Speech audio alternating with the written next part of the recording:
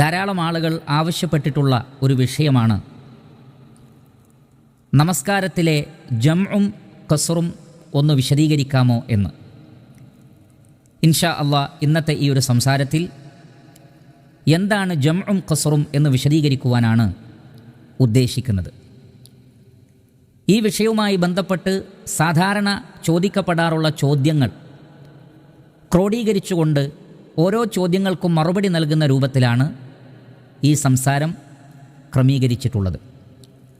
അതുകൊണ്ട് തന്നെ ഈ സംസാരം ആദ്യാവസാനം വരെ എല്ലാവരും കേൾക്കണം, എങ്കിലേ അവരുടെ മുഴുവൻ സംശയങ്ങൾക്കും ദൂരീകരണം ലഭിക്കുകയുള്ളൂ എന്ന് പ്രത്യേകം ഓർമ്മപ്പെടുത്തുകയാണ്. ഇവിടെ ഓരോ ചോദ്യവും പ്രത്യേകം സ്ക്രീനിൽ കാണിക്കും. ആ ചോദ്യത്തിനുള്ള മറുപടിയായിരിക്കും സംസാരത്തിലുണ്ടാവുക. അതുകൊണ്ട് എല്ലാവരും ശ്രദ്ധയോടുകൂടി ഈ ഒരു ദർസ് ശ്രദ്ധിക്കുക. ഒന്നാമത്തെ ചോദ്യം എന്താണ് ജംഅ് എന്നാണ്. അതായത് ജംഉം ഖസ്റും എന്ന് പറയുമ്പോൾ എന്താണ് ജംഅ് എന്ന് പറയുമ്പോൾ ഉദ്ദേശിക്കുന്നത്? ഇതാണ് ഒന്നാമത്തെ ചോദ്യം. ഇതിന് നമുക്ക് നൽകുവാനുള്ള മറുപടി, രണ്ട് നമസ്കാരങ്ങൾ തമ്മിൽ ഒരുമിച്ച് ഏതെങ്കിലും ഒരു നമസ്കാരത്തിൻ്റെ വക്തിൽ നിർവഹിക്കുന്നതിനാണ് ജംഅ് എന്ന് പറയുന്നത്. ജമഅ എന്ന വാക്കിൻ്റെ അർത്ഥം യോജിപ്പിക്കുക, ഒരുമിപ്പിക്കുക.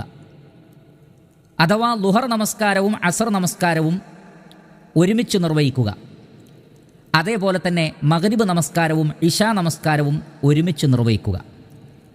ഇങ്ങനെ രണ്ട് നമസ്കാരങ്ങൾ ഒരുമിച്ച് ഒരു സമയത്ത് നിർവഹിക്കുന്നതിനാണ് ജംഅ് എന്ന് പറയുന്നത്. ഇമാം മുസ്ലിം റഹ്മത്തുള്ളാഹി അലൈഹി അദ്ദേഹത്തിൻ്റെ സ്വഹീഹിൽ ഉദ്ധരിക്കുന്ന ഹദീസിൽ കാണാം, ഇബ്നു അബ്ബാസ് റളിയല്ലാഹു തആല അൻഹു പറയുന്നത്, ജമഅ റസൂലുള്ളാഹി സ്വല്ലല്ലാഹു അലൈഹി വസല്ലം ബൈനൽ ളുഹ്രി വൽ അസ്ർ വൽ മഗ്രിബി വൽ ഇശാ ബിൽ മദീന.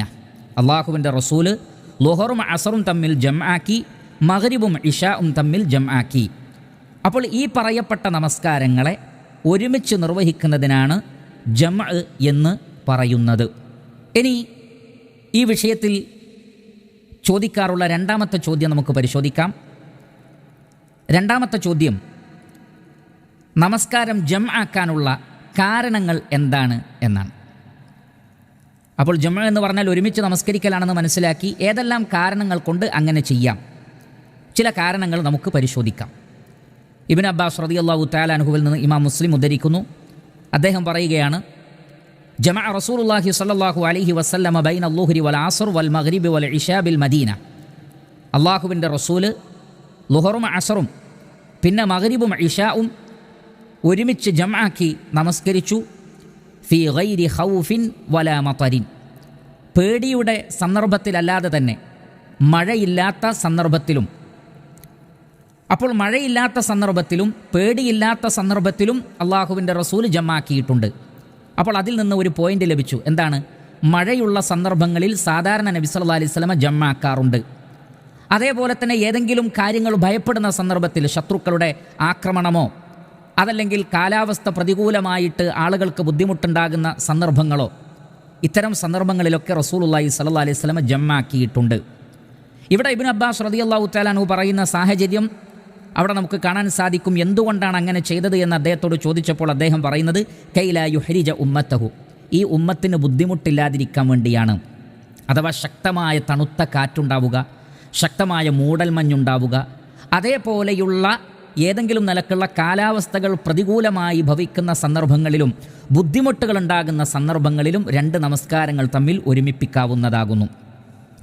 ഇനി മറ്റൊരു സാഹചര്യമാണ് രോഗമുണ്ടാവുക, ഓരോ വക്തിലും ശുദ്ധിയായി നമസ്കരിക്കാൻ പ്രയാസമുണ്ടാവുക.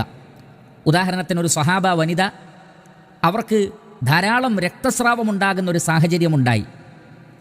അത് അധികരിച്ച സന്ദർഭത്തിൽ നബി സല്ലല്ലാഹു അലൈഹി വസല്ലം അവരോട് പറഞ്ഞത്, ഫഇൻ ഖവീതി അലാ അൻ തുഅഖിരി ളുഹ്റ വതുഅജ്ജിലി അസ്ർ സുമ്മ തഗ്തസിലീന ഹീന തത്ഹുരീൻ വതുസല്ലീന ളുഹ്റ വൽ അസ്റ ജമീഅ. നീ എന്ത് ചെയ്യുക? ളുഹറിനെ അസറിൻ്റെ ഭാഗത്തേക്ക് കൊണ്ടുപോവുക, എന്നിട്ട് കുളിച്ച് ശുദ്ധിയായി ളുഹറും അസറും ഒരുമിച്ച് ജംആക്കി നിർവഹിക്കുക. അതേപോലെ തന്നെ സുമ്മ തുഅഖിരീനൽ മഗ്രിബ വതുഅജ്ജിലീനൽ ഇശാ സുമ്മ തഗ്തസിലീന വതജ്മഈന ബൈന സ്വലാത്തൈൻ. അതേപോലെ തന്നെ മഗ്രിബിനെ ഇഷാഇൻ്റെ വക്തിലേക്ക് കൊണ്ടുപോയിട്ട് ശുദ്ധിയായതിനു ശേഷം നീ മഗ്രിബും ഇഷാവും ഒരുമിച്ച് നിർവഹിക്കുക.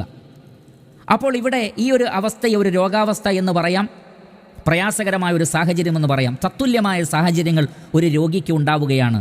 എല്ലാ വക്തിലും നമസ്കരിക്കാൻ ബുദ്ധിമുട്ട്, എല്ലാ വക്തിലും ശുദ്ധീകരിക്കാൻ ബുദ്ധിമുട്ടുന്ന രൂപത്തിലുള്ള എന്ത് പ്രയാസങ്ങളുണ്ടായാലും അത്തരം ആളുകൾക്ക് സൗകര്യാർത്ഥം 2 നമസ്കാരങ്ങളെ ജംഅ് ആക്കാവുന്നതാകുന്നു. മൂന്നാമത്തെ സാഹചര്യം ഇമാം ബുഖാരി റഹ്മത്തുള്ളാഹി അലൈഹി അദ്ദേഹത്തിൻ്റെ സ്വഹീഹിൽ ഉദ്ധരിക്കുന്നു. അൻ സാലിമിൻ അൻ അബീഹി ഖാൽ, അഥവാ അബ്ദുല്ലാഹി ഇബ്നു ഉമർ റളിയല്ലാഹു അൻഹു പറയുകയാണ്, കാന നബിയ്യു സ്വല്ലല്ലാഹു അലൈഹി വസല്ലമ യജ്മഉ ബൈനൽ മഗ്രിബി വൽ ഇശാ ഇദാ ജദ്ദ ബിഹി സൈർ. നബി സല്ലല്ലാഹു അലൈഹി വസല്ലമ യാത്രയിലായിരിക്കെ മഗ്രിബും ഇശാവും ജംആക്കുകയുണ്ടായി. ധാരാളം ഹദീസുകളിൽ നമുക്കത് കാണാൻ സാധിക്കും. അപ്പോൾ യാത്രയിലും ജംആക്കുവാനുള്ള 2 നമസ്കാരങ്ങൾ ഒരുമിച്ച് നിർവഹിക്കുവാനുള്ള അനുവാദമുണ്ട്.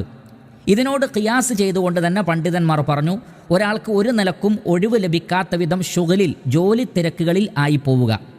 ഒരു ഉദാഹരണം പറഞ്ഞാൽ, ഓപ്പറേഷൻ തിയേറ്ററിൽ പെട്ടുപോയ ഒരു ഡോക്ടർ അല്ലെങ്കിൽ ഒരു രോഗി, അതല്ലെങ്കിൽ ഒരു പരീക്ഷ എഴുതിക്കൊണ്ടിരിക്കുന്ന വിദ്യാർത്ഥി, അതല്ലെങ്കിൽ ഒരു ഇൻ്റർവ്യൂവിന് അറ്റൻഡ് ചെയ്തുകൊണ്ടിരിക്കുന്ന ഒരു സാഹചര്യം, അതല്ലെങ്കിൽ ഒരു നിലക്കും ഒഴിഞ്ഞു പോരാൻ പറ്റാത്ത വിധമുള്ള ഒരു ബുദ്ധിമുട്ടിലോ കുടുക്കിലോ ഒരു സ്ഥലത്തോ ഒരാൾ പെട്ടുപോവുക. അങ്ങനെയുള്ള സാഹചര്യങ്ങൾ മുന്നിൽ കാണുകയാണെങ്കിൽ അവിടെ ജംആക്കാവുന്നതാകുന്നു. മുഹമ്മദ് ബിൻ സാലിഹ് അൽ ഉസൈമീൻ റഹ്മത്തുള്ളാഹി അലൈഹി പറഞ്ഞതുപോലെ, ഫഇദാ വജദ്തൽ മശഖത ഫീ ലൈലിൻ ഔ നഹാരിൻ ജാസൽ ജംഉ, പകലാകട്ടെ രാത്രിയാകട്ടെ നിങ്ങൾക്ക് ബുദ്ധിമുട്ട് അനുഭവപ്പെട്ടു എങ്കിൽ അവിടെ ജംആക്കാനുള്ള അനുവാദമുണ്ട്. അപ്പോൾ തത്തുല്യമായ സാഹചര്യങ്ങൾ വരുമ്പോഴാണ് നമുക്ക് ജംആക്കാനുള്ള അനുവാദമുള്ളത്. ആ സാഹചര്യങ്ങൾ ജുനൂനായിരിക്കണം, അഥവാ അംഗീകരിക്കാൻ പറ്റുന്ന, നീതീകരിക്കാൻ പറ്റുന്നതായിരിക്കണം എന്ന് മാത്രം. അപ്പോൾ ഇത്തരം സാഹചര്യത്തിലാണ് നമുക്ക് ജംആക്കുവാനുള്ള അനുവാദമുള്ളത്. അവിടെ നമുക്ക് ജംഇനെ 2 രൂപത്തിൽ മനസ്സിലാക്കാം. ഒന്ന് ജംഉ തഖ്ദീം, മറ്റൊന്ന് ജംഉ തഅഖീർ. ജംഉ തഖ്ദീം എന്ന് പറഞ്ഞാൽ ലുഹറിൻ്റെ സമയത്തേക്ക്, അഥവാ ആദ്യ വക്തിലേക്ക് തൊട്ടടുത്ത വക്തിലെ നമസ്കാരത്തെ ഇങ്ങോട്ട് കൊണ്ടുവരികയാണെങ്കിൽ, അഥവാ ലുഹറിൻ്റെ വക്തിലേക്ക് അസറിനെ കൊണ്ടുവരികയാണെങ്കിൽ അതിനെ ജംഉ തഖ്ദീം എന്നാണ് പറയുന്നത്. എന്നാൽ അസറിൻ്റെ വക്തിലേക്ക് ലുഹറിനെ അങ്ങോട്ട് കൊണ്ടുപോവുകയാണെങ്കിൽ അതിനെ ജംഉ തഅഖീർ എന്ന് പറയും. അതേപോലെ തന്നെ ഇശാഇനെ മഗ്രിബിലേക്ക് കൊണ്ടുവരികയാണെങ്കിൽ അത് ജംഉ തഖ്ദീമാണ്, മഗ്രിബിനെ ഇശായിലേക്ക് കൊണ്ടുപോവുകയാണെങ്കിൽ അത് ജംഉ തഅഖീറാണ്. ഇത്രയുമാണ് ജംആക്കാനുള്ള കാരണങ്ങളെ സംബന്ധിച്ചും അതിൻ്റെ അവസ്ഥയെ സംബന്ധിച്ചും പറയാനുള്ളത്. ഇനി ഈ വിഷയത്തിൽ ചോദിക്കാവുന്ന മറ്റൊരു ചോദ്യമാണ്, അല്ലെങ്കിൽ മൂന്നാമത്തെ ചോദ്യമായിട്ട് നാം കാണുന്നത്, എന്താണ് ഖസ്ർ എന്നാണ്. ജംഉം ഖസ്റും, എന്താണ് ഖസ്ർ? അത് നമുക്ക് നൽകാനുള്ള മറുപടി, ലുഹർ, അസർ, ഇശ 4 റക്അത്തുള്ള ഈ 3 നമസ്കാരങ്ങളെ യാത്രയിൽ 2 റക്അത്തായി അതിനെ ചുരുക്കി നിർവഹിക്കുന്നതിനാണ് ഖസ്ർ എന്ന് പറയുന്നത്. എന്താണ് തെളിവ്? ഇമാം ബുഖാരി റഹ്മത്തുള്ളാഹി അലൈഹി അദ്ദേഹത്തിൻ്റെ സ്വഹീഹിൽ ഉദ്ധരിക്കുന്നു, സഹിബ്തു റസൂലുള്ളാഹി സ്വല്ലല്ലാഹു അലൈഹി വസല്ലം ഫകാന ലാ യസീദു ഫിസ്സഫരി അലാ റക്അതൈൻ.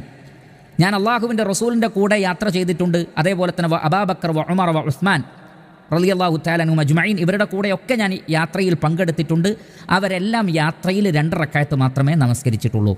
അപ്പോൾ 4 റക്അത്തുള്ള നമസ്കാരത്തെ 2 റക്അത്തായി നിർവഹിക്കുന്നതിനാണ് ഖസ്ർ എന്ന് പറയുന്നത്. ഇനി അടുത്ത ചോദ്യം, ഖസ്റായി നമസ്കരിക്കാനുള്ള സാഹചര്യവും കാരണവും എന്തൊക്കെയാണ്? ഏത് സാഹചര്യത്തിലാണ് ഇത് അനുവദനീയമായിട്ടുള്ളത്? അവിടെ നമുക്ക് വളരെ വ്യക്തമായി കാണാൻ സാധിക്കും, ജംഅ് പോലെയല്ല ഖസ്ർ. ഖസ്ർ യാത്രയിൽ മാത്രമേ അനുവാദമുള്ളൂ. വീട്ടിൽ വെച്ച് ഖസ്ർ അനുവദിക്കപ്പെട്ടിട്ടില്ല. എന്നാൽ ജംഅ് വീട്ടിൽ വെച്ചുമാകാം, ഖസ്ർ വീട്ടിൽ വെച്ച് അനുവദിക്കപ്പെട്ടിട്ടില്ല. ഇവിടെ തന്നെ നമുക്ക് കാണാൻ സാധിക്കും, എന്താണ് ഇബ്നു ഉമർ റളിയല്ലാഹു അൻഹു പറയുന്നത്, ലാ യസീദു ഫിസ്സഫരി അലാ റക്അത്തൈൻ, യാത്രയിൽ 2 റക്അത്തിൽ കൂടുതൽ നിർവഹിച്ചിട്ടില്ല. അപ്പോൾ ഇത് യാത്രയിൽ മാത്രമാണ് എന്ന് പണ്ഡിതന്മാർ നമുക്ക് വളരെ തെളിവുകളുടെ അടിസ്ഥാനത്തിൽ തന്നെ വ്യക്തമാക്കി തന്നിട്ടുണ്ട്. അതേപോലെ തന്നെ ഹജ്ജിൻ്റെ സന്ദർഭത്തിൽ മിനയിലും 2 റക്അത്താണ്. ളുഹർ, അസ്ർ, ഇശ ഇവ 2 റക്അത്തായിട്ടാണ് നബി സല്ലല്ലാഹു അലൈഹി വസല്ലം നിർവഹിച്ചത്. അത് യാത്രയായതുകൊണ്ടാണ് എന്ന് ചില പണ്ഡിതന്മാർ പറഞ്ഞിട്ടുണ്ട്. വേറെ ചില പണ്ഡിതന്മാർ അതല്ല, അത് ഹജ്ജിൻ്റെ സീസണിൽ മാത്രം അനുവദനീയമായൊരു കാര്യമാണ്, അല്ലെങ്കിൽ അങ്ങനെയാണ് ചെയ്യേണ്ടത്. അപ്പോൾ ചുരുക്കത്തിൽ മിനയിൽ വെച്ചും ഹജ്ജിൻ്റെ സന്ദർഭത്തിൽ, അതല്ലാതെ യാത്രയിലുമല്ലാതെ നമസ്കാരത്തിൽ ഖസ്റില്ല എന്ന് നമ്മൾ മനസ്സിലാക്കുക. ഇനി 5ാമതായി ഈ വിഷയത്തിൽ ചോദിക്കാവുന്ന ഒരു ചോദ്യമാണ്, ഏതൊക്കെ നമസ്കാരങ്ങൾ തമ്മിലാണ് ജംആക്കാൻ പറ്റുന്നത്? അവിടെ ഹദീസിൽ നിന്ന് വളരെ വ്യക്തമായി നമ്മൾക്ക് മനസ്സിലാക്കിയ കാര്യമാണ്, ളുഹറും അസറും ജംആക്കാം, മഗ്രിബും ഇശാവും ജംആക്കാം. എന്നാൽ അസറും മഗ്രിബും ജംആക്കാൻ പാടില്ല.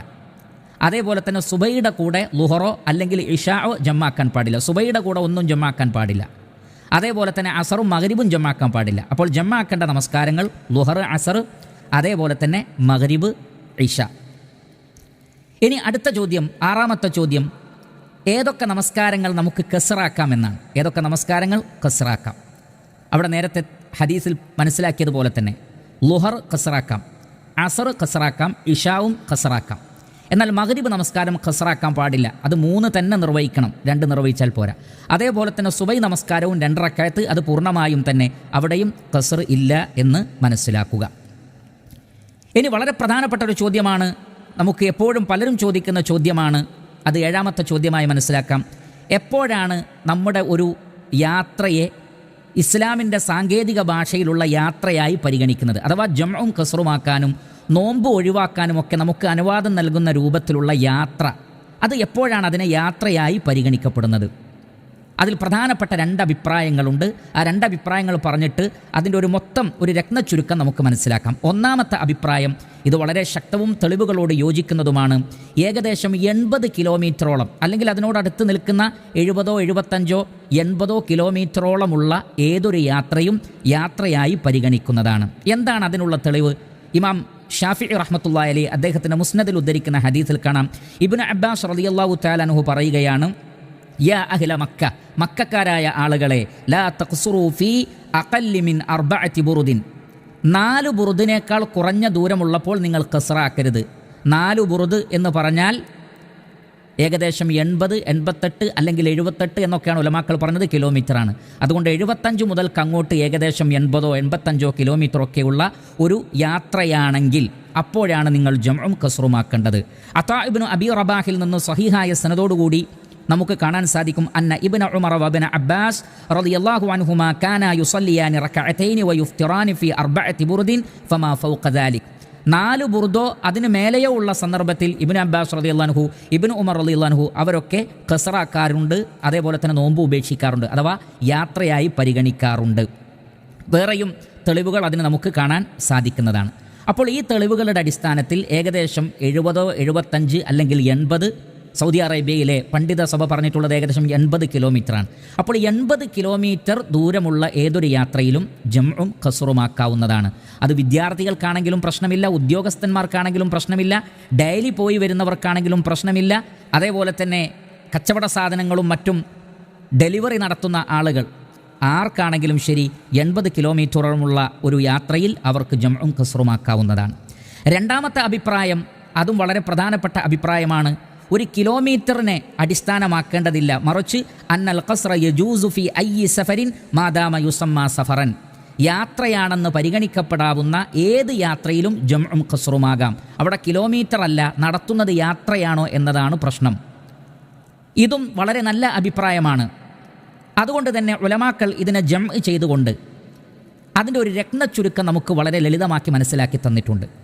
80 കിലോമീറ്റർ ഇല്ലെങ്കിൽ പോലും ഒരു യാത്ര എന്ന് പറയാവുന്ന സാഹചര്യം ഓരോ നാടിനനുസരിച്ച് ദൂരമനുസരിച്ച് യാത്രയുടെ ബുദ്ധിമുട്ടുകളിൽ ഏറ്റക്കുറച്ചിലുകൾ ഉണ്ടാകും. അതുകൊണ്ട് തന്നെ ഒരു യാത്ര എന്ന് പറയാവുന്ന ഏതൊരു യാത്രയും അത് കിലോമീറ്റർ പരിഗണിക്കാതെ തന്നെ ആ യാത്രയിൽ ബുദ്ധിമുട്ടുകളും പ്രയാസങ്ങളും ഉണ്ടെങ്കിൽ ജംഉം ഖസ്റുമാക്കാവുന്നതാണ്.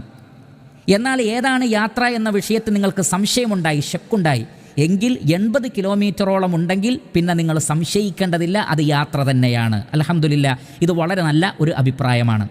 അപ്പോൾ 80-ൽ കുറവാണെങ്കിലും യാത്രയുടേതായ പ്രശ്നങ്ങൾ ഉണ്ടെങ്കിൽ നമുക്ക് ജംഉം ഖസ്റുമാക്കാം.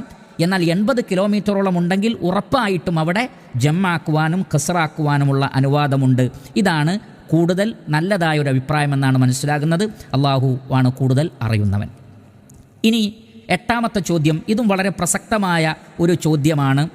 നമ്മൾ യാത്ര തുടങ്ങിക്കഴിഞ്ഞാൽ പിന്നെ എവിടെ വെച്ചാണ് ഖസ്റാക്കേണ്ടത്? നമ്മൾ നേരത്തെ മനസ്സിലാക്കി, ഖസ്ർ വീട്ടിൽ വെച്ചൊരിക്കലും പാടില്ല. അപ്പോൾ നമ്മൾ യാത്ര ഉദ്ദേശിക്കുമ്പോൾ വീട്ടിൽ വെച്ച് തന്നെ ജംഉം ഖസ്റുമാക്കാൻ പാടുണ്ടോ? പാടില്ല. അതേപോലെ തന്നെ വീട്ടിൽ വെച്ച് യാത്ര ഉദ്ദേശിക്കുന്നവർക്ക് ജംആക്കി നമസ്കരിക്കാനും പാടുണ്ടോ? ഇല്ല. ബുദ്ധിമുട്ടില്ലാത്തൊരു സാഹചര്യത്തിൽ ജംഉമില്ല. അപ്പോൾ എവിടെ നിന്നാണ് ഈ ഖസ്റും ജംഉം നമുക്ക് തുടങ്ങാവുന്നത്? അവിടെ സ്വഹീഹായ ഒരു ഹദീസ് നമുക്ക് കാണാം. ഇമാം ബുഖാരി മുസ്ലിമും ഉദ്ധരിക്കുന്ന ഹദീസാണ്. അനസ് ഇബ്നു മാലിക് റളിയല്ലാഹു അൻഹു പറയുന്നു, അന്ന നബിയ സല്ലല്ലാഹു അലൈഹി വസല്ലം സ്വല്ലൽ ളുഹറ ബിൽ മദീനത്തി 4. അള്ളാഹുവിൻ്റെ റസൂൽ മദീനയിലായപ്പോൾ ളുഹർ 4 റക്അത്ത് പൂർണ്ണമായി നിർവഹിച്ചു. പിന്നെ അള്ളാഹുവിൻ്റെ റസൂൽ യാത്ര പുറപ്പെട്ടു. വസല്ലൽ അസ്റ ബിദിൽ ഹുലൈഫ റക്അത്തൈൻ. എന്നാൽ ദുൽ ഹുലൈഫയിലെത്തിയപ്പോൾ അവിടെ വെച്ച് അള്ളാഹുവിൻ്റെ റസൂൽ ഖസ്റാക്കി അസർ 2 റക്അത്താണ് നിർവഹിച്ചത്. ദുൽ ഹുലൈഫ എന്ന് പറഞ്ഞാൽ ഏകദേശം മദീനയിൽ നിന്ന് 2.5-3 കിലോമീറ്റർ ദൂരം മാത്രമേ ഉള്ളൂ. എന്ന് പറഞ്ഞാൽ ഒരാൾ തൻ്റെ വീടുള്ള ആ നാട് വിട്ട് കഴിഞ്ഞാൽ പിന്നെ ആ വ്യക്തിക്ക് ഖസ്റും ജംഉം അനുവദനീയമാണ്, അല്ലെങ്കിൽ ഖസ്ർ അനുവദനീയമാണ്. എന്ന് പറഞ്ഞാൽ നമ്മുടെ വീട്ടിൽ വെച്ചോ വീടിൻ്റെ തൊട്ടടുത്തുള്ള പള്ളിയിൽ വെച്ചോ ജംഉം ഖസ്റും ഇല്ല.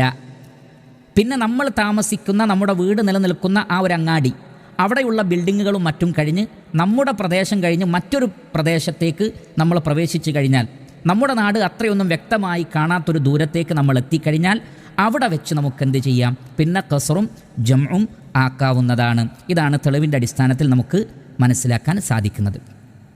പിന്നെ സ്വാഭാവികമായും ഈ വിഷയത്തിലുള്ള മറ്റൊരു ചോദ്യമാണ്, അത് 9ാമത്തെ ചോദ്യമാണ്. നമ്മൾ നേരത്തെ പറഞ്ഞു ജംഉ തഖ്ദീമുണ്ട്, ജംഉ തഅഖീറുണ്ട്. അഥവാ അസറിനെ ളുഹറിലേക്ക് കൊണ്ടുവരാം, അതേപോലെ തന്നെ ഇശാഇനെ മഗ്രിബിലേക്കും കൊണ്ടുവരാം, അതേപോലെ തന്നെ ളുഹറിനെ അസറിലേക്ക് അങ്ങോട്ടും കൊണ്ടുപോകാം. അങ്ങനെ ഈ 2 രൂപത്തിലും ചെയ്യാം. ഇത് എപ്പോഴാണ് നമുക്ക് ഇതിൽ ഏറ്റവും അഫ്ളലായത് എങ്ങനെ തിരഞ്ഞെടുക്കാം? ഇമാം ബുഖാരി റഹ്മത്തുള്ളാഹി അലൈഹി അദ്ദേഹത്തിൻ്റെ സ്വഹീഹിൽ ഉദ്ധരിക്കുന്ന ഹദീസിൽ കാണാം, അനസ് ബിൻ മാലിക് റളിയല്ലാഹു അൻഹു പറയുന്നു, കാന നബി സ്വല്ലല്ലാഹു അലൈഹി വസല്ലം ഇദാ ഇർതഹല ഖബ്ല അൻ തസീഗ അശംസു അഖറ അദ്ദുഹ്റ ഇലാ വഖ്തിൽ അസ്ർ ثم يجمع بينهما واذا زاغت صلى الظهر ثم ركب. നബി സല്ലല്ലാഹു അലൈഹി വസല്ലം ഒരു യാത്ര ഉദ്ദേശിച്ചാൽ, എന്നാൽ സൂര്യൻ അതിൻ്റെ മധ്യത്തിലെത്തിയിട്ടില്ല, അഥവാ ളുഹറിൻ്റെ സമയമായിട്ടില്ല. അപ്പോൾ ളുഹറിൻ്റെ മുമ്പെയാണ് അള്ളാഹുവിൻ്റെ റസൂൽ യാത്ര ചെയ്യുന്നതെങ്കിൽ നബി സല്ലല്ലാഹു അലൈഹി വസല്ലം ളുഹറിനെ അസറിലേക്ക് കൊണ്ടുപോയിട്ട് സുമ്മ യജ്മഉ ബൈനഹുമ, അവിടെ ജംഉ തഅഖീറാണ്, അസറിലേക്ക് ളുഹറിനെ കൊണ്ടുപോകും. കാരണം എന്താണ്? ളുഹറിൻ്റെ മുമ്പേ തന്നെ യാത്ര പുറപ്പെട്ടിട്ടുണ്ട്. ഇതേ തത്വമാണ് മഗ്രിബിൻ്റെ വിഷയവും. മഗ്രിബിൻ്റെ മുമ്പെയാണ് യാത്ര പുറപ്പെടുന്നതെങ്കിൽ മഗ്രിബിനെ ഇശായിലേക്ക് കൊണ്ടുപോവുകയാണ് വേണ്ടത്. എന്നാൽ വൈദാ സാഗത്ത്, എന്നാൽ ളുഹറിൻ്റെ സമയമായിട്ടാണ് യാത്ര ചെയ്യുന്നതെങ്കിലോ സ്വല്ല ളുഹറ, ളുഹർ നമസ്കരിക്കും, എന്നിട്ട് സുമ്മ റക്കിബ, പിന്നെ യാത്ര ചെയ്ത് യാത്രയിൽ അസ്ർ ഖസ്റാക്കാറാണ് നബി സല്ലല്ലാഹു അലൈഹി വസല്ലമയുടെ പതിവ്. അപ്പോൾ വീട്ടിൽ വെച്ച് അള്ളാഹുവിൻ്റെ റസൂൽ ജമ്മുമാക്കാറില്ല, ഖസ്റുമാക്കാറില്ല എന്ന് വളരെ വ്യക്തമായി. അപ്പോൾ ഇതിൽ നിന്നൊരു പൊതു നിയമം നമുക്ക് കിട്ടും. എന്താണ്? ഒരു വക്ത് ആവുന്നതിന് മുമ്പാണ് യാത്ര ചെയ്യുന്നതെങ്കിൽ ആ നമസ്കാരത്തെ നമ്മൾ പിന്തിപ്പിക്കുകയാണ് വേണ്ടത്. എന്നാൽ ആ വക്ത് ആയിക്കഴിഞ്ഞാലോ ആ വക്ത് നമസ്കാരം നിർവഹിച്ചിട്ട് പിന്നെ യാത്ര ചെയ്ത് യാത്രയിൽ ഖസ്റാക്കാം. മഗ്രിബിൻ്റെ കാര്യവും അങ്ങനെ തന്നെയാണ്. അപ്പോൾ ഇതാണ് ആ വിഷയത്തിൽ നമുക്ക് തെളിവിൻ്റെ അടിസ്ഥാനത്തിൽ മനസ്സിലാക്കുവാനുള്ളത്. ഇനിയും ഒരു ചോദ്യം, 10ാമത്തെ ചോദ്യം, ഇതും വളരെ വളരെ പ്രധാനപ്പെട്ട ഒരു ചോദ്യമാണ്. ധാരാളം അഭിപ്രായ വ്യത്യാസങ്ങളുള്ളൊരു വിഷയമാണെങ്കിലും പ്രധാനപ്പെട്ട 2 അഭിപ്രായങ്ങളും അതിനുശേഷം ഇതിൻ്റെ ഒരു രത്നച്ചുരുക്കം 3ാമത്തെ അഭിപ്രായമായി നമുക്ക് മനസ്സിലാക്കാവുന്നതാണ്. അഥവാ ചോദ്യം ഇതാണ്: നമ്മൾ യാത്ര ചെയ്തൊരു സ്ഥലത്തെത്തിയാൽ എത്ര ദിവസം വരെ നമുക്കവിടെ വെച്ച് ജംഉം ഖസ്റുമാക്കാം? ഒരു യാത്ര തുടങ്ങിക്കഴിഞ്ഞാൽ എത്ര ദിവസം വരെ അവിടെ വെച്ച് ജംഉം ഖസ്റുമാക്കാം?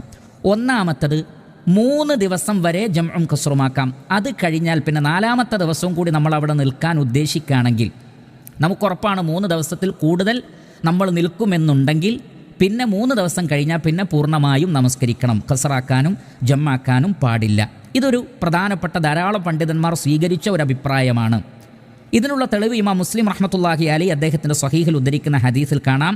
അലാ ഇബ്നു ഹദ്റമി റളിയല്ലാഹു അൻഹു പറയുകയാണ്, അള്ളാഹുവിൻ്റെ റസൂൽ പറഞ്ഞു മുഹാജിറുകളോട് ഹജ്ജിൻ്റെ സന്ദർഭത്തിൽ, യുഖീമുൽ മുഹാജിറു ബിമക്ക ബഅദ ഖദാഇ നുസുകിഹി സലാസൻ. മുഹാജിറുകൾ അവർ മക്കയിൽ വന്ന്, കാരണം മുഹാജിറായി കഴിഞ്ഞാൽ പിന്നെ മക്കയിൽ സ്ഥിരതാമസം പാടില്ല, പക്ഷേ അവർക്ക് 3 ദിവസം നിൽക്കാൻ അള്ളാഹുവിൻ്റെ റസൂൽ അനുവാദം കൊടുത്തു. അപ്പോൾ 3 ദിവസം നിൽക്കട്ടെ, കാരണം അപ്പോൾ യാത്രയുടെ ഹുക്കുമാണ്. അപ്പോൾ ഇത് വളരെ നല്ലൊരു തെളിവാണ്. അഥവാ 3 ദിവസം നിന്നാൽ അപ്പോൾ അവരുടെ മേലുള്ള ഹുക്കുമ് വിധി എന്താണ്? യാത്രക്കാർ എന്നുള്ള വിധിയാണ്. എന്നാൽ 3-ൽ കൂടിയാൽ അവിടെ മുഖീമുകളായി പോകും. അങ്ങനെ ഒരു തത്വം പണ്ഡിതന്മാർ അതിൽ നിന്ന് നമുക്ക് മനസ്സിലാക്കി തരികയും, അതുകൊണ്ട് നമ്മൾ യാത്ര ചെയ്ത ഒരു സ്ഥലത്ത് എത്തിക്കഴിഞ്ഞാൽ 3 ദിവസം വരെ ജമ്മും ഖസ്റുമാക്കാം. അതിൽ കൂടുതൽ നിൽക്കാൻ ഉദ്ദേശിക്കുന്ന ആളുകൾ എന്ത് ചെയ്യണം? ആ 3 ദിവസം കഴിഞ്ഞാൽ പിന്നെ പൂർണ്ണമായും നമസ്കരിക്കേണ്ടതുണ്ട്. മദീനയിലുള്ള ആളുകളും ആ രൂപത്തിൽ തന്നെയാണ് കാര്യങ്ങൾ മനസ്സിലാക്കിയിട്ടുള്ളത് എന്ന് ഇമാം മാലിക് റഹ്മത്തുള്ളാഹി അലൈഹി പറയുന്നതായും നമുക്ക് കാണാൻ സാധിക്കുന്നതാണ്. 2ാമത്തെ അഭിപ്രായം അതും വളരെ പ്രധാനപ്പെട്ടത് തന്നെയാണ്, അതിനും തെളിവുണ്ട്. എന്താണത്? 19 ദിവസം ഒരു നാട്ടിൽ നിങ്ങൾ നിൽക്കുന്നുണ്ടെങ്കിൽ 19 ദിവസത്തോളം നിങ്ങൾക്ക് എന്ത് ചെയ്യാം? ജംഉം ഖസ്റുമാക്കാം. അത് കഴിഞ്ഞാൽ പിന്നെ പൂർണ്ണമായും നമസ്കരിക്കണം. എന്താണ് തെളിവ്? ഇമാം ബുഖാരി റഹ്മത്തുള്ളാഹി അലൈഹി അദ്ദേഹത്തിൻ്റെ സ്വഹീഹിൽ ഉദ്ധരിക്കുന്നു, അഖാമൻ നബിയ്യു സ്വല്ലല്ലാഹു അലൈഹി വസല്ലമ 19 യഖ്സുർ. അള്ളാഹുവിൻ്റെ റസൂൽ 19 ദിവസം മക്കയിൽ നിന്നപ്പോഴൊക്കെ ഖസ്റാക്കിയാണ് നമസ്കരിച്ചത്. ഫനഹ്നു ഇദാ സാഫർന 19 ഖസർന. അതുകൊണ്ട് തന്നെ 19 ദിവസത്തെ ദൈർഘ്യമുള്ള യാത്രയിൽ ഞങ്ങളും ഖസ്റാക്കാറുണ്ട്. വ ഇൻ സിദ്ന അത്മംന, എന്നാൽ 19 കൂടിയാൽ ഞങ്ങൾ എന്ത് ചെയ്യും? പൂർണ്ണമായും നിർവഹിക്കും. ഇതും വളരെ വ്യക്തമായ തെളിവാണ്. അപ്പോൾ 19 ദിവസത്തോളം തന്നെ നമ്മളൊരു സ്ഥലത്ത് പോയി നിൽക്കുകയാണെങ്കിൽ 19 ദിവസത്തോളം ജംആക്കാം, അതേപോലെ തന്നെ ഖസ്റുമാക്കാം. എന്നാൽ അതിൽ കൂടുകയാണെങ്കിൽ പൂർണ്ണമായും നമസ്കരിക്കേണ്ടതാണ്. എന്നാൽ ഒരു കാര്യം പണ്ഡിതന്മാർ മൂന്നാമത്തെ അഭിപ്രായമായി രേഖപ്പെടുത്തി. നമ്മൾ യാത്ര ചെയ്തു, ഒരു നാട്ടിലേക്ക് യാത്ര ചെയ്തു. പലപ്പോഴും നമ്മൾ യാത്ര ചെയ്യുന്നത് ചില ഉദ്ദേശത്തിനാണ്, അത് കഴിഞ്ഞാൽ നമ്മൾ തിരിച്ചു വരും. നമ്മളൊരു ഉദ്ദേശത്തിനാണ് യാത്ര ചെയ്യുന്നത്, അത് കഴിഞ്ഞാൽ നമ്മൾ തിരിച്ചു വരും. അങ്ങനെ ഉദ്ദേശിക്കപ്പെട്ടുകൊണ്ട് ചെയ്യുന്ന യാത്രയിൽ എത്ര ദിവസം ഒരു നാട്ടിൽ നിൽക്കേണ്ടി വരുമെന്ന് നമുക്ക് യാതൊരു ഐഡിയയുമില്ല. കാരണം നമ്മുടെ കാര്യങ്ങളൊക്കെ പൂർത്തിയാകുന്നത് എത്ര ദിവസം കൊണ്ടാണ് എന്ന് നമുക്കറിയില്ല. ചിലപ്പോൾ 2-3 ദിവസം കൊണ്ട് കഴിയും, ചിലപ്പോൾ 10 ദിവസം കൊണ്ട്, ചിലപ്പോൾ ഒരു മാസമോ അതിൽ കൂടുതലോ എടുത്തേക്കാം. അവിടെ ഉലമാക്കൾ ഇജ്മാഅോടുകൂടി പറഞ്ഞൊരു കാര്യമുണ്ട്. നിങ്ങൾ എത്രയാണ് അവിടെ നിൽക്കുന്നതെങ്കിലും, എത്ര ദിവസമാണെന്ന് തിട്ടപ്പെടുത്താത്ത വിധം ഒരു ഐഡിയയുമില്ലാത്ത സാഹചര്യമാണെങ്കിൽ 19 അല്ല അതിൽ കൂടുതലും ദിവസങ്ങൾ തന്നെ നിങ്ങൾ എത്രയാണോ അവിടെ നിങ്ങളുടെ പ്രശ്നം പൂർത്തീകരിക്കാൻ വേണ്ടി നിൽക്കുന്നത് അത്രയും ദിവസം ജംഉം ഖസ്റുമാക്കാവുന്നതാണ് എന്ന് ധാരാളം പണ്ഡിതന്മാർ നമുക്ക് മനസ്സിലാക്കി തന്നിട്ടുണ്ട്. അപ്പോൾ ഇത്രയും പറഞ്ഞതിൻ്റെ തെളിവുകൾ പറഞ്ഞതിൻ്റെ ഒരു രത്നച്ചുരുക്കം ഇവിടെ നമ്മൾ പറയുകയാണ്. അതിലൊന്നാമത്തത്, നമ്മൾ യാത്ര ചെയ്തെത്തിയ നാട്ടിൽ എത്ര ദിവസം നിൽക്കേണ്ടി വരുമെന്ന് യാതൊരു ധാരണയുമില്ലാത്ത നൃത്തമാണെങ്കിൽ നമ്മുടെ ആവശ്യം പൂർത്തീകരിക്കുന്നത് വരെ നമുക്ക് ഖസ്റായി നമസ്കരിക്കാം, വേണമെങ്കിൽ ജംഉമാക്കാം. അതേപോലെ തന്നെ നമ്മളൊരു നാട്ടിൽ പോയി നമുക്കറിയാം ഏകദേശം 25-30 ദിവസം നിൽക്കേണ്ടി വരുമെന്നൊരു ഏകദേശ ധാരണയുണ്ടെങ്കിൽ 19 ദിവസം വരെ ജംഉം ഖസ്റുമാക്കൽ അനുവദനീയമാണ്. കാരണം അള്ളാഹുവിൻ്റെ റസൂലും ചെയ്തിട്ടുണ്ട്, സ്വഹാബികളും അങ്ങനെ ചെയ്തിട്ടുണ്ട് എന്ന് തെളിവ് കിട്ടി. അപ്പോൾ ഒരാൾ അങ്ങനെ ചെയ്താൽ അയാളെ എതിർക്കാൻ വകുപ്പുകളൊന്നുമില്ല. 19 ദിവസം തന്നെ ഒരാൾ ജംഉം ഖസ്റുമാക്കി പിന്നെയാണ് അയാൾ പൂർത്തീകരിച്ച് നിർവഹിക്കുന്നതെങ്കിൽ എതിർക്കാൻ വകുപ്പില്ല, അനുവദനീയമാണ്. എന്നാൽ നമ്മൾ ആദ്യം പറഞ്ഞു 3 ദിവസവുമായി ബന്ധപ്പെട്ട ഹദീസ് പറഞ്ഞല്ലോ, അതിൽ നിന്ന് എന്ത് മനസ്സിലാക്കാം?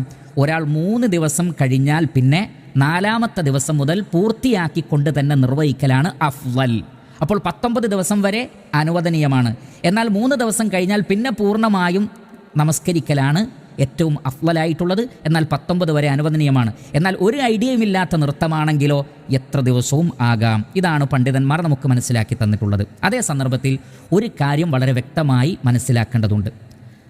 നാം യാത്ര ചെയ്യുന്ന ഒരു സ്ഥലം അത് യാദൃശ്ചികമായോ അതല്ലെങ്കിൽ ഒരു പ്രത്യേക സാഹചര്യത്തിലോ ഉള്ളതല്ല, മറിച്ച് സ്ഥിരമായി നമ്മുടെ ഒരു താമസിക്കാനുള്ള, ഭൂമിയിൽ നമ്മൾ താമസിക്കാനുള്ള ഒരിടമായി നമ്മൾ തിരഞ്ഞെടുത്തതാണെങ്കിൽ ആ സ്ഥലത്തെത്തിയാലും നമുക്ക് സാധാരണ നാട്ടിൽ നിൽക്കുന്നത് പോലെ ജമാഅത്തിൽ പങ്കെടുക്കേണ്ടതുണ്ട്. ഉദാഹരണം പറയുമ്പോൾ നിങ്ങൾക്ക് വ്യക്തമാകും. അതായത് ഒരു പ്രവാസി ഗൾഫിൽ ജോലി ചെയ്യുന്ന ഒരാൾ, നാട്ടിലും വീടുണ്ട് ഗൾഫിലും വീടുണ്ട്, ഇവിടെയും നമ്മൾ താമസിക്കണം നമ്മുടെ വീട് പോലെ. അപ്പോൾ ഈ 2 സ്ഥലങ്ങളിലും നമ്മൾ യാത്ര ചെയ്യുന്ന സന്ദർഭത്തിലല്ലാതെ നമ്മുടെ വീട്ടിലെത്തിക്കഴിഞ്ഞാൽ മുഖീമിനെ പോലെ തന്നെയാണ്. അപ്പോൾ നമ്മൾ നാട്ടിലേക്ക് പോയാൽ അവിടെ വെച്ച് നമ്മൾ സാധാരണ പോലെ നമസ്കരിക്കണം. അവിടുന്ന് നമ്മൾ ഗൾഫിലേക്ക് വന്നാലോ സാധാരണ പോലെ നമസ്കരിക്കണം. കാരണം ഇത് രണ്ടും നമ്മുടെ താമസ സ്ഥലമാണ്. ഏതുപോലെ ഒരാൾക്ക് 2 ഭാര്യയുണ്ട്, അവർ 2 നാട്ടിലാണ്. അപ്പോൾ ഇത് രണ്ടും അദ്ദേഹത്തിൻ്റെ വീടാണ്. അപ്പോൾ ആദ്യ ഭാര്യയുടെ വീട്ടിൽ പോയാലും അതും അദ്ദേഹത്തിൻ്റെ നാട് തന്നെ, 2ാമത്തെ ഭാര്യയുടെ വീട്ടിൽ പോയാലും അതും അദ്ദേഹം താമസിക്കുന്ന ഇടം തന്നെയാണ്. അവിടെയും ആ വ്യക്തി എന്ത് ചെയ്യട്ടെ? പൂർണ്ണമായും നമസ്കരിക്കട്ടെ. അതേപോലെ സ്ഥിരമായി ഒരു സ്ഥലത്തേക്ക് ബിസിനസ്സിന് വേണ്ടി യാത്ര ചെയ്യുന്നവരുണ്ടാകും. അവർ 1-2 മാസം ഗൾഫിലുണ്ടാവും, പിന്നെ നാട്ടിൽ പോകും. അത് സ്ഥിരമായൊരു ഏർപ്പാടാണെങ്കിൽ അപ്പോഴും അവർക്ക് 2 സ്ഥലങ്ങളും അവരുടെ താമസ സ്ഥലം പോലെ തന്നെയാണ്. അത്തരം സന്ദർഭത്തിലും അവർ പൂർണ്ണമായി നമസ്കരിക്കട്ടെ. അതേപോലെ തന്നെ ഹോസ്റ്റലിൽ താമസിക്കുന്ന കുട്ടികൾ, പല നിലക്കും വ്യത്യസ്ത താമസ സ്ഥലങ്ങളിൽ താമസിക്കുന്ന ആളുകൾ, അവർക്കൊക്കെ ഈ നിയമം ബാധകമാണ്. രണ്ടും അവർ നിൽക്കുന്ന സ്ഥലം പോലെയാണ്. അവിടെ വെച്ചവർ പൂർണ്ണമായുമാണ് നമസ്കരിക്കേണ്ടത്. ഇത്രയുമാണ് അതുമായി ബന്ധപ്പെട്ട് പറയാനുള്ളത്. ഇനി ഈ വിഷയത്തിൽ 11ാമത്തെ ഒരു ചോദ്യമുണ്ട്. നമ്മൾ യാത്രക്കാരായിരിക്കെ ഒരു നാട്ടിലിറങ്ങിയപ്പോൾ അവിടെയുള്ള നാട്ടിലുള്ള പള്ളിയിലെ ജമാഅത്തിൽ കൂടി. അപ്പോൾ അവിടുത്തെ ഇമാമ് മുഖീമാണ്, അവിടെ ഉള്ള ആളാണ്. അങ്ങനെ ഒരു നാട്ടിലുള്ള ജമാഅത്തിൽ പങ്കെടുത്താൽ നമുക്ക് ആ ജമാഅത്തിൻ്റെ കൂടെ യാത്രക്കാരൻ എന്നുള്ള നിലക്ക് 2 റക്അത്ത് നിസ്കരിച്ച് മതിയാക്കാമോ, അതല്ല ഇമാമിൻ്റെ കൂടെ പൂർണ്ണമായും നമസ്കരിക്കേണ്ടതുണ്ടോ? അവിടെ നമ്മൾ മനസ്സിലാക്കുക, നബി സല്ലല്ലാഹു അലൈഹി വസല്ലം പറഞ്ഞു, ഇന്നമാ ജുഇലൽ ഇമാമു ലിയുത്തമ്മ ബിഹി. ഇമാം നിശ്ചയിക്കപ്പെട്ടത് പരിപൂർണമായും അദ്ദേഹത്തെ പിൻപറ്റാനാണ്. അതുകൊണ്ട് ഒരു നാട്ടിലെ ജമാഅത്തിൽ നമ്മൾ പങ്കെടുത്താൽ യാത്രക്കാർ പൂർണ്ണമായും നമസ്കരിക്കണം. എൻ്റെ 2 റക്അത്ത് കഴിഞ്ഞു, അതല്ലെങ്കിൽ 2 റക്അത്ത് കഴിഞ്ഞിട്ടാണ്, ഇപ്പോൾ ഉദാഹരണത്തിന് ളുഹർ നമസ്കരിക്കുകയാണ് ഒരു നാട്ടിലെ പള്ളിയിൽ. നമ്മൾ 2 റക്അത്ത് കഴിഞ്ഞാണ് ചേർന്നത്. യാത്രക്കാരൻ എന്നുള്ള നിലക്ക് നമുക്ക് 2 റക്അത്ത് മതി. പക്ഷേ ഇമാം സലാം വീട്ടിയാൽ നാം സലാം വീട്ടാൻ പാടുണ്ടോ? പാടില്ല. നമ്മൾ പൂർണ്ണമായും 4 നമസ്കരിക്കണം. കാരണം ഇമാമിൻ്റെ കൂടെ കൂടിയാൽ ആ ഇമാമിൻ്റെ നമസ്കാരം തന്നെയാണ് നമ്മുടെ നമസ്കാരം. ഇനി അവസാനത്തെ തശഹൂദിൽ സലാം വീട്ടുന്നതിന് മുമ്പേ നമ്മൾ ചേർന്നാൽ പോലും പൂർണ്ണമായും നമസ്കരിക്കണം. അവിടെ യാത്രക്കാരൻ്റെ ഇളവ്, ഖസ്റിൻ്റെ ഇളവ് എടുക്കാൻ പാടില്ല, ഒരു നാട്ടിലെ ഇമാമിൻ്റെ കൂടെ കൂടിയാൽ. ഇതാണ് ആ വിഷയത്തിൽ വ്യക്തമാക്കി മനസ്സിലാക്കാനുള്ളത്. 12ാമത്തത്, ഖസ്റാക്കുമ്പോൾ ജമ്മാക്കലും നിർബന്ധമാണോ? പല ആളുകളുടെയും സംശയം ഈ ജംഉം ഖസ്റും ഒരുമിച്ച് തന്നെ ചെയ്യേണ്ടതാണ് എന്നാണ്. എന്നാൽ അങ്ങനെയല്ല സഹോദരങ്ങൾ.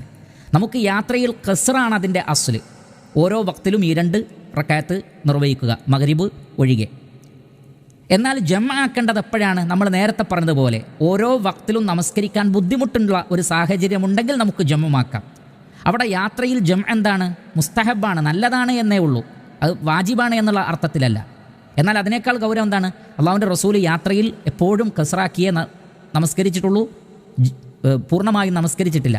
അതുകൊണ്ടത് വളരെ പ്രബലമാണ്. ചില പണ്ഡിതന്മാർ വാജിബാണ് എന്ന് വരെ പറഞ്ഞിട്ടുണ്ട്. യാത്രയിൽ 2 റക്അത്തിൽ കൂടുതൽ നമസ്കരിക്കരുത്, അത് വാജിബാണ്, മറ്റ് ഇമാമിൻ്റെ കൂടെ അല്ലെങ്കിൽ എന്ന് പറഞ്ഞവരുണ്ട്. അത്രയും ഗൗരവം കൊണ്ടാണ് അത് പറഞ്ഞിട്ടുള്ളത്. അതുകൊണ്ട് തന്നെ മനസ്സിലാക്കുക, ജമ്മാക്കണം എന്നതൊരു നിർബന്ധമല്ല. ബുദ്ധിമുട്ടുണ്ടെങ്കിൽ മാത്രം ജമ്മാക്കിയാൽ മതി.